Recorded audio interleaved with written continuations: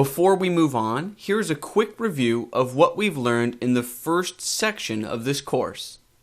Number 1, we've learned that HTML is incredibly ubiquitous. It's everywhere.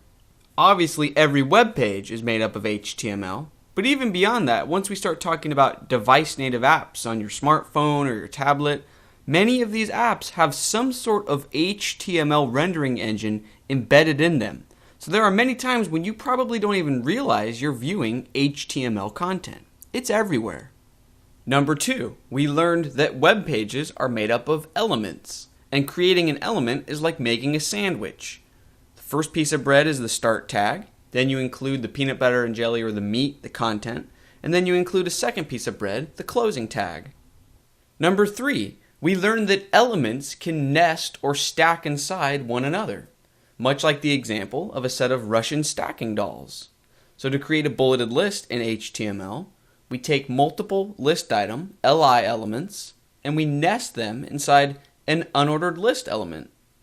Number 4, we learned about document structure. So we learned that all of our web pages have the root element of HTML, and then inside that element we have the head section and the body section. And the body section is where we include content, while the head section is where we include information about the page. Finally, number 5, we learned about HTML attributes. We learned that we can assign attributes to certain HTML elements to make them come alive. In particular, we learned how to use the href attribute on the link element to make our link fully functional. And we discussed that in future lessons we'll learn how to use different attributes on other elements.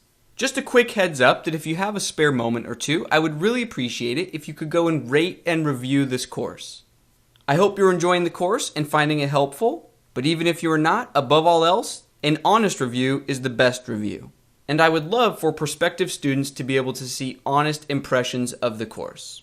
That concludes this quick review for the first section of the course. I'll see you in the next section.